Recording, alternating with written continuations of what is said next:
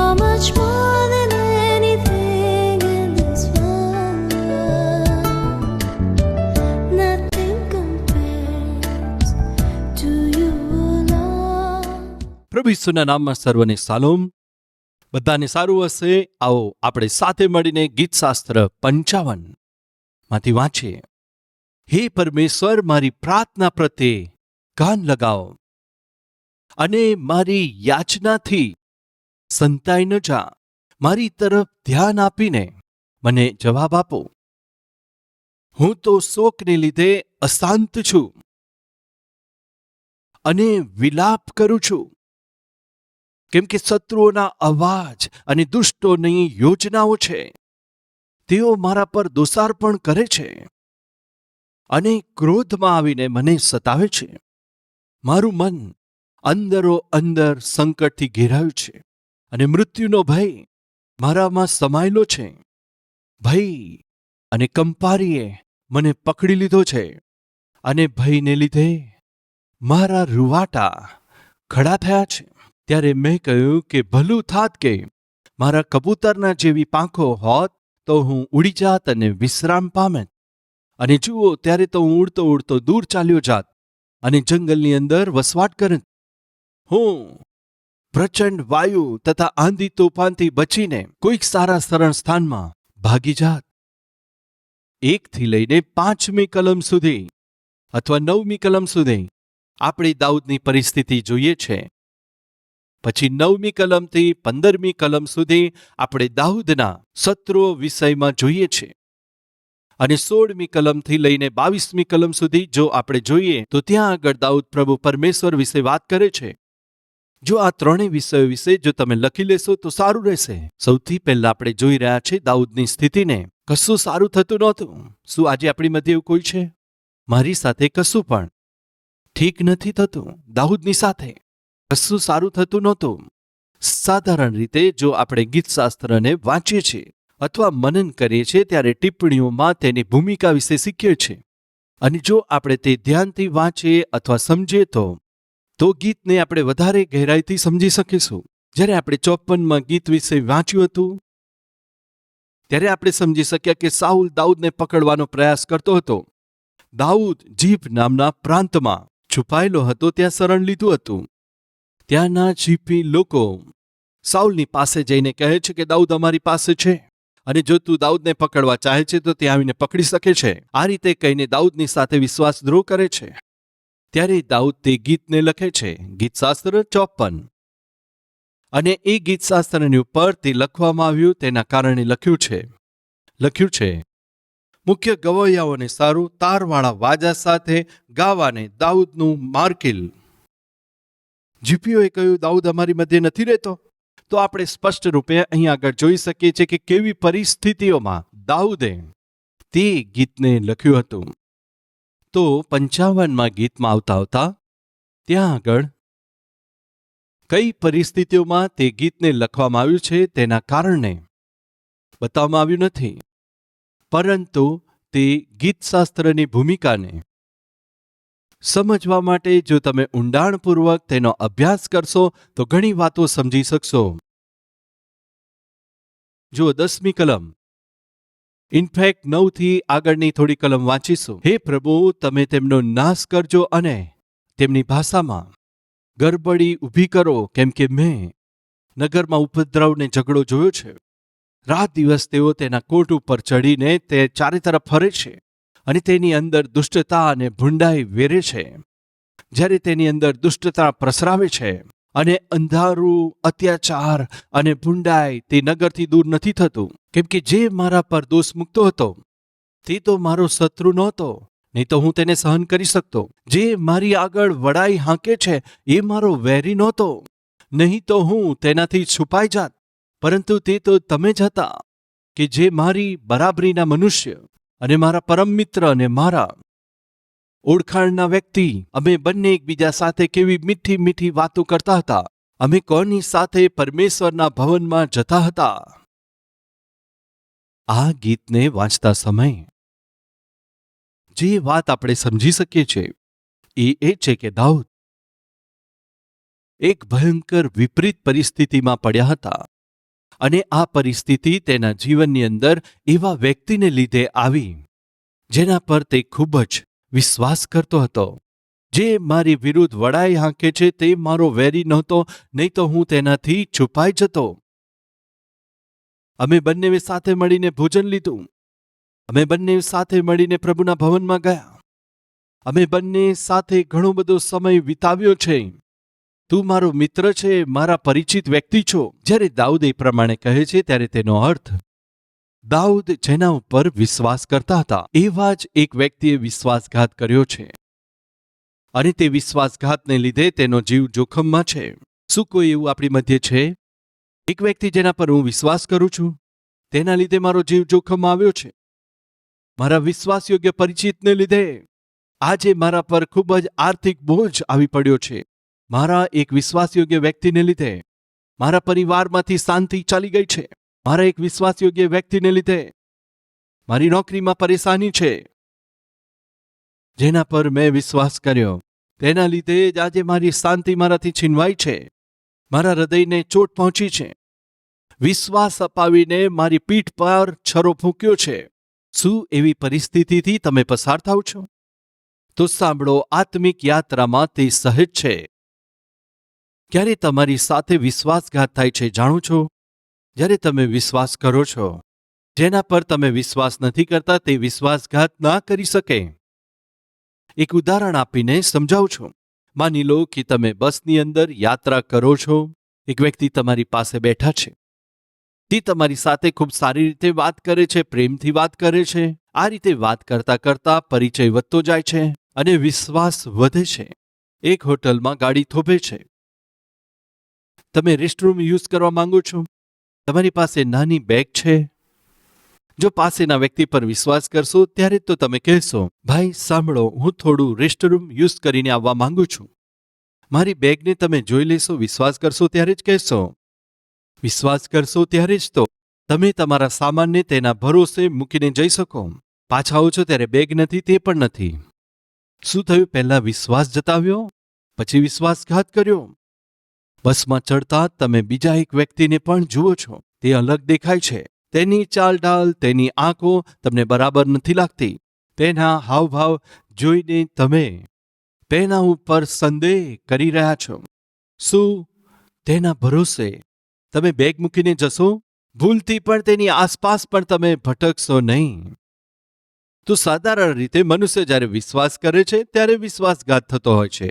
આજે તે જ વિશ્વાસે તમારા જીવનને તકલીફ લાવ્યા છે, નુકસાનમાં મૂક્યા છે. એ સામાન્ય વાત છે. મારા જીવનમાં પણ ઘણું નુકસાન વેઠ્યું છે મેં વિશ્વાસને લીધે. એક દિવસની વાત છે, હું ખૂબ જ પરેશાન અને દુઃખી હતો. અરે જેના પર મેં વિશ્વાસ કર્યો તેમણે જ મારી સાથે દગો કર્યો, મારી સાથે વિશ્વાસઘાત કર્યો. આ પ્રમાણે વિચાર કરતા હું એક મીટિંગમાં જાઉં છું અને એક ભાઈ મને મીટિંગમાં લઈને જાય છે. હવે તે મીટિંગમાં હું એકદમ પાછળ બેઠો હતો. એક બાઇકની ઉપર બેઠો હતો. હું ડિસ્ટર્બ હતો. એ ભાઈ જ્યારે મીટિંગમાં જતા તો આ મારા મિત્ર વચનથી પ્રચાર કરતા હતા. તેઓ બોલતા થોડા તોતળાતા હતા. ત્યારે તો પ્રચાર કરતા કરતા અચાનક મને જોઈને કહે છે, સૌને પ્રેમ કરવો જોઈએ વાલા. મેં સાંભળ્યું. ઠીક છે કહ્યું. મેં કહ્યું તેના લીધે જ તો આજે પરેશાન છું. મનમાં વિચારીને વચન સાંભળતો હતો. થોડા તોતળાતા હતા મારા દોસ્ત, એટલે તે ધીરે ધીરે બોલતા હતા. તો થોડી વાર પછી અચાનક ફરીથી એક વાત કહે છે, ભૈયા ફરી શું વાત છે? કોઈના પર વિશ્વાસ ના કરવો જોઈએ. સાંભળીને મેં કહ્યું, ફરીથી બોલો. કોઈના પર વિશ્વાસ ના કરશો ભાઈ. આ તો મને ખૂબ જ નવું લાગ્યું. બે વાત કહે છે. પહેલા, સૌની પર પ્રેમ રાખો. બીજું, કોઈની ઉપર વિશ્વાસ ના કરશો. વાલા ભાઈઓ બહેનો, જે વાત મેં તે દિવસે સાંભળી હતી તે વાતે મારા જીવનમાં ખૂબ જ ઊંડાણપૂર્વક પ્રભાવ નાખ્યો. મારા વિચારવાની રીતને, પ્રેમ કરવાની રીતને તેમણે બદલ્યું. પ્રેમ સર્વ પર વિશ્વાસ કરે છે, સંદેહ નથી. આજે આપણામાં ઘણા લોકોને પરેશાનીમાં પડવાનું મુખ્ય કારણ આર્થિક પરેશાનીનું મુખ્ય કારણ છે, જીવનની અંદર દગો ખાવાનું મુખ્ય કારણ. જાણો છો શું છે? એક વ્યક્તિ પર આપણે પ્રેમ કરીએ છીએ, જેના પર પ્રેમ કરીએ છીએ એના પર વિશ્વાસ કરીએ છીએ. વિશ્વાસ કર્યા પછી આપણે દગો પણ ખાઈએ છીએ. તે દિવસે મેં એક નિર્ણય લીધો કે હું સર્વ ઉપર પ્રેમ રાખીશ અને સાથે સાથે સર્વ પર વિશ્વાસ પણ કરીશ. પરંતુ સમજો, ઘણીવાર આપણે હતાશ થઈએ છીએ. જો તે સમયે કોઈ આપણા પર અધિક પ્રેમ કરે છે અને તે વ્યક્તિ આપણી સાથે છે, ત્યારે આપણે એમનો સહારો લઈએ છીએ, તેમનો ટેકો લઈએ છીએ. માની લો આપણા બાળકો આપણી ગોદમાં છે. તેઓ શું કરશે જણાવો? આપણા ખભા પર માથું મૂકીને સૂઈ જશે. કેમ? કેમ કે તેઓ આપણા પર પ્રેમ કરે છે. તે પ્રેમે શું કર્યું કે માતા પિતા પર વિશ્વાસ ઉપજાવ્યો. વિશ્વાસને લીધે શું થાય છે? તેમને શાંતિ આપી અને સાથે આરામ પણ, ઊંઘ પણ આપી. પણ ધ્યાનથી સાંભળજો, સર્વ માતા નથી અને સર્વ પિતા નથી હોતા. કેટલાક એવા પણ હોય છે, પ્રેમ કરવાનો ઢોંગ કરે છે, વિશ્વાસ ઉપજાવે છે અને પાછળથી વિશ્વાસઘાત કરે છે. જો તમે એવા વ્યક્તિનો સહારો લો છો તો તમે જરૂરથી પડી જશો. તો એટલા માટે મારા અનુભવથી હું તમને એક સલાહ આપું છું. જો તમે કોઈના ઉપર પ્રેમ રાખો છો અથવા તો વિશ્વાસ કરો છો, સહજ છે તમે તેમનો સહારો લેશો. પરંતુ એટલો બધો આશ્રય ગુમાવશો નહીં કે જો તે તમને વિશ્વાસઘાત કરીને ચાલ્યા જાય, તમે નીચે પડી ના જશો. એટલે પડી જવાય એટલો વિશ્વાસ ના કરશો. જેટલો વિશ્વાસ કરવાનો છે એટલો જ કરો. વિશ્વાસ કરજો. 20 વર્ષ પહેલા મેં મારા જીવનમાં એ શીખ્યો. દાઉદની સ્થિતિ આજે બિલકુલ ઠીક નહોતી. શા માટે ઠીક નહોતી? કેમ કે જે લોકો પર તેણે વિશ્વાસ કર્યો હતો, તેમણે તેને દગો કર્યો. પરિસ્થિતિ બિલકુલ બદલાઈ છે. વિશ્વાસને લીધે દાઉદને પોતાનું સિંહાસન છોડીને નાસી જવું પડ્યું. કાલ સુધી જે દાઉદ રાજા હતા, તેમને પોતાનું સિંહાસન છોડીને તથા પોતાના રાજ્યને છોડીને છુપાવવા માટે ભાગવું પડ્યું. તે સર્વનું કારણ શું છે? વિશ્વાસ. જ્યારે પોતાની આસપાસની પરિસ્થિતિને જુએ છે, જ્યારે તેની સાથે વિશ્વાસઘાત થયો, જ્યારે પરિસ્થિતિઓ હાથમાંથી બહાર જતી હતી, ત્યારે દાઉદ શું કરે છે? રડે છે. તેનો અર્થ પ્રાર્થના કરે છે. શું કોઈ એવું આપણી મધ્યે છે? મારી સ્થિતિ સારી નથી, મારા પરિવારની સ્થિતિ સારી નથી, મારી દીકરીની પરિસ્થિતિ સારી નથી, મારા દીકરાની સ્થિતિ સારી નથી, મારી આર્થિક સ્થિતિ ઠીક નથી, મારી તબિયત પણ ઠીક નથી, મારી નોકરીની પરિસ્થિતિ ઠીક નથી. આજે તમે પ્રભુના સાનિધ્યમાં આવ્યા છો. જે કંઈ પરેશાનીને લીધે તમે પ્રભુની આગળ આવ્યા હોય, એ તો માત્ર તમને ખબર છે. પરંતુ સાંભળો, સ્થિતિ ગમે તે હોય, તે પરિસ્થિતિ ગમે તેટલી વિપરીત હોય, તેને ઠીક કરી શકે એવી પરમેશ્વર છે. એમનું નામ ઈસુ ખ્રિસ્ત છે. જ્યારે પરિસ્થિતિઓ ઠીક નથી, જ્યારે સ્થિતિ વિકટ છે અને વિપરીત છે, દાઉદ આંસુ વહેવડાવે છે. તેની આસપાસ બધું જ અસ્તવ્યસ્ત હતું. તે સ્થિતિમાં તે શું કરે છે? પ્રાર્થના કરે છે. દાઉદની આસપાસની પરિસ્થિતિએ શું કર્યું? તેને પ્રભુ તરફ ધક્કો માર્યો. એક ગરુડ એકદમ ગાઢ કાળા વાદળોને જોઈને શું કરે છે જાણો છો? ગરુડની એક વિશેષતા છે. કાળા વાદળ ગરુડને નીચે તરફ ધકેલતા નથી, પરંતુ સૂર્ય તરફ વધવા માટે પ્રેરિત કરે છે. કાળા વાદળને જોઈને ગરુડ પક્ષી સમજી જાય છે વરસાદ પડવાનો સમય આવ્યો છે. એટલા માટે જ તે ગરુડ વાદળને જોઈને ગભરાતું નથી, પરંતુ સૂર્ય તરફ આગળ વધે છે. પ્રિય ભાઈઓ તથા બહેનો સાંભળો, જો આજે તમે એ જ પ્રકારના કાળા વાદળોનો સામનો કરો છો, ઘનઘોર એવા અંધકારથી ઘેરાયેલા છો, એક વાત સમજી લેજો, એ તમને બરબાદ કરવા નથી આવ્યા, પણ તેમની અનુમતિ એટલા માટે આપી છે કે તમે પરમેશ્વરને વધારે નજદીક આગળ વધી શકો. આ તો આત્મિક જીવનની વાસ્તવિકતા છે. તે દિવસોમાં દાઉદ જે પરિસ્થિતિઓનો સામનો કરતો હતો, તેને લીધે તે વધારે પરમેશ્વરની નજદીક પહોંચી શક્યો. તે વધારે પરમેશ્વરની નજદીક જાય છે. સાંજે, સવારે અને બપોરે. વચનમાં જુઓ, ગીતશાસ્ત્ર 55 અને 17મી કલમ. અને સાંજે અને સવારે, બપોરે હું વિલાપ કરતો રહીશ, પ્રાર્થના કરતો રહીશ. કેટલી વાર? 3 વખત. શાનાથી શરૂ થાય છે? સાંજે, સવારે અને બપોરે. થોડું અલગ છે. કેવું હોવું જોઈતું હતું? સવારે, બપોરે અને સાંજે. અહીંયા કદાચ કંઈક ભૂલ થઈ હશે, કદાચ ટ્રાન્સલેશનમાં. બરાબર? શું એવું વિચારો છો? બિલકુલ નહીં. યહૂદીઓના દિવસની શરૂઆત સાંજથી પડે છે. આપણા દિવસની શરૂઆત સવારથી પડે છે. સાંજના 6 થી બીજા દિવસ સાંજે 6 વાગ્યા સુધીનો એક દિવસ ગણે છે. આપણા દિવસ એ રાતે 12 વાગ્યાથી લઈને બીજા દિવસે રાત્રે 12 વાગ્યા સુધી હોય છે. સાંજે 6 એટલે કે એમના માટે દિવસની શરૂઆત. દાઉદ કહે છે કે સાંજે એટલે કે દિવસની શરૂઆતથી જ પ્રભુથી કરીશ. દાઉદ કહે છે, મારે દિવસની શરૂઆત પ્રાર્થનાથી કરીશ. એટલા માટે સાંજ કહે છે એટલે દિવસની શરૂઆત પ્રાર્થનાથી કરે છે. વહેલી સવારે પ્રાર્થના કરે છે, બપોરે પ્રાર્થના કરે છે. શા માટે એટલી પ્રાર્થના કરે છે? જો એ પ્રમાણે પૂછે તો પરિસ્થિતિઓએ દાઉદને પૂરી રીતે પરમેશ્વર પર નિર્ભર થવાથી, પ્રભુ પર આશ્રિત થવાને ધક્કો માર્યો. કેમ કે હવે દાઉદ એવી સ્થિતિમાં નહોતો જ્યાં આગળ તે પોતાની સમજથી અથવા પોતાની તાકાતથી પોતાની જાતને બચાવી શકે. ભાઈઓ, બહેનો, ધ્યાનથી સાંભળજો. તમારું બેંક બેલેન્સ થોડા સમય માટે તમારી સહાયતા કરી શકે છે. તમારા ખાસ મિત્ર થોડા સમય માટે જ તમને સહાયતા કરી શકે છે.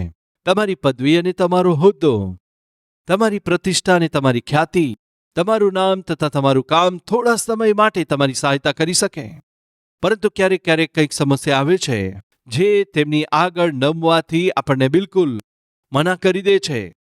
દાઉદની આગળ જે સમસ્યા આવી હતી તેના રાજત્વને લીધે, તેના અધિકારને લીધે અથવા તેના યુદ્ધ કૌશલ્યને લીધે તે સમસ્યાનું કોઈ પણ સમાધાન નીકળ્યું નહીં, પરંતુ તેની વિપરીત પોતાના અધિકારને જ ગુમાવે છે. સિંહાસનને છોડવું પડે છે અને હવે જીવ બચાવીને નાસી રહ્યો છે. એવી છે પરિસ્થિતિ. 55ના ગીતની અંદર લખવાની પાછળની જે પૃષ્ઠભૂમિ છે તેને આપણે બીજા સમુએલના પુસ્તક 15માં 16 અને 17માં અધ્યાયમાં જોઈ શકીએ છીએ. આ ત્રણેય અધ્યાયોની જે ઘટના છે તે જ એની પૃષ્ઠભૂમિ છે. આસાન શબ્દોમાં તમને હું સમજાવવાનો પ્રયાસ કરું છું. દાઉદના શાસન દરમિયાન એક એવા શત્રુ જેની વિરુદ્ધમાં ઊભા થાય છે કે જેમની કલ્પના પણ તેમણે કરી નહોતી. તે કોણ છે? તેનો પુત્ર અબસલોમ. તેના પુત્ર અબસલોમ પર જેના પર ખૂબ પ્રેમ કરતા હતા, આજે તે જ પુત્ર તેની વિરુદ્ધમાં ઊભા થયા છે, તેની હત્યાનો પ્રયાસ કરે છે. અને એક નિસહાય સ્થિતિમાં દાઉદ ઊભા છે. શું પોતાના હાથોએ પોતાના પુત્રને મારી શકે? ના કરી શકે. ચલો, પોતે નથી મારી શકતા, પરંતુ પોતાના કોઈ વ્યક્તિને અથવા સેનાપતિને મોકલીને શું મારી શકે છે? હું તો તેને મારી નથી શકતો, પરંતુ તમે જાઓ અને તેને મારી નાખો ને મને બચાવો, એમ કહી શકે? નથી કહી શકતા. શું તેની કૂટનીતિ, શું તેની રાજનીતિ તેના શાસનને બચાવી શકે છે? બિલકુલ નહીં. જ્યારે તેનો પોતાનો દીકરો તેની વિરુદ્ધમાં ઊભો થાય છે, તેને મારવાનો પ્રયાસ કરે છે, બચાવી શકે છે? કરી તો ઘણું શકે છે, પરંતુ પોતાના હાથોને બાંધીને ઊભા રહેવાની સ્થિતિ આજે દાઉદની આવી છે. તે સર્વની પાછળનું કારણ શું છે? જે મંત્રી ઉપર તે સૌથી અધિક ભરોસો રાખતો હતો તે મંત્રી અહીથોફેલ દાઉદને છોડીને શત્રુ અબશાલોમનો તે સાથી બની જાય છે. દાઉદના વિશે અહીથોફેલને બધું જ ખબર છે. દાઉદને કેવી રીતે પકડી શકે છે, દાઉદને કેવી રીતે મારી શકે છે, તે ક્યારે ક્યાં હશે, દાઉદનું બળ શામાં છે, દાઉદની કમજોરી શું છે, એ બધું જાણનાર અહીથોફેલ હતો. દાઉદને જો ક્યારે કોઈ સલાહની આવશ્યકતા પડતી, દાઉદ અહીથોફેલની સલાહને ત્યાં સુધી માનતા હતા. માનો કે સીધું પરમેશ્વર તરફથી આવેલી સલાહ હોય તેટલું બધું તે અહીથોફેલ પર વિશ્વાસ કરતો હતો. એટલો અદ્ભુત નજદીકનો એક સલાહકાર મંત્રી અચાનક દાઉદને છોડીને શત્રુ બની ચૂકેલ અબશાલોમના સાથી તરીકે બને છે. એ બધું સાંભળીને દાઉદ ખૂબ જ ખેદિત થાય છે. એ સર્વ સાંભળીને, તું મારો શત્રુ નથી ને તો હું તારાથી છુપાઈ જાત, નહીં તો તું મને મારી નાખતો. તો પછી તું કોણ છે? લખે છે, આ કાર્ય કરનાર મારો પરમ મિત્ર જ છે. જે મારો દ્વેષ કરે છે એ મારો શત્રુ નથી, નહીં તો હું એનો દ્વેષ કરી શકતો. એ જે મારી વિરુદ્ધ વડાઈ હાંકે છે તે મારો વેરી નથી, નહીં તો હું તેનાથી છુપાઈ જાત. અહીં આગળ દાઉદ અબશાલોમની વાત કરે છે, પરંતુ એ તો તું જ હતો જે મારી બરાબરીનો મનુષ્ય. અહીં આગળ દાઉદ અહીથોફેલની વાત કરે છે. મારા પરમ મિત્ર અને મારી ઓળખાણનો હતો, મારી સાથેનો જ હતો, મારા પરિચિત જ હતા. અમે એકબીજા સાથે કેવી મીઠી મીઠી વાતો કરતા હતા, સાથે મળીને હસતા હતા, ભોજન કરતા હતા, સાથે મળી ઘણી યોજના બનાવી. તું તો મારો પરિચિત હતો. લખે છે કે અમે ભીડની સાથે પરમેશ્વરના મંદિરની અંદર જયા કરતા હતા. લખે છે દાઉદ કેવી પરિસ્થિતિમાં છે, તો પોતાની આવી પરિસ્થિતિને માટે દાઉદ અહીંયા આગળ શું કરે છે? પોતાની વેદનાને પ્રગટ કરી પરમેશ્વરની આગળ જઈને પોતાની વેદનાને તે પ્રભુની આગળ પ્રગટ કરે છે. આજે પરિસ્થિતિ ઠીક નથી એમ કહેનાર ભાઈ અથવા બહેન, જેમના પર તમે વિશ્વાસ કર્યો તેમણે તમારી આગળ વિશ્વાસઘાત કર્યો છે, જેમને તમે પોતાના ગણ્યા તે જ વ્યક્તિઓએ તમારી પીઠ પર છરો ભૂંક્યો છે. આજે જો તમે એવું કહો છો તો તમારે શું કરવાનું છે જાણો છો? તમારે પ્રભુની આગળ આવીને પ્રાર્થના કરવાની છે.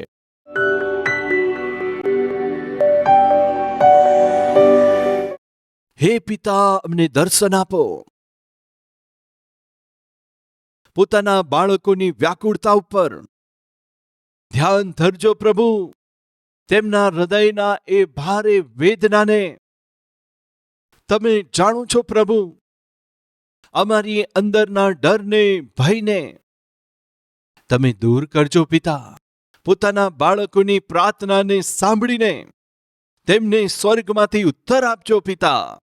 અમારી પ્રાર્થનાઓના જવાબમાં આશ્ચર્ય કર્મ કરનારા પરમેશ્વર છો તમે. કોણ અહીં આગળ કેવી પરેશાનીમાં, કેવી સમસ્યાઓમાં, કેવી બીમારીમાં આવ્યા છે તમે જાણો છો. એ સર્વ જાણનાર પરમેશ્વર છો તમે.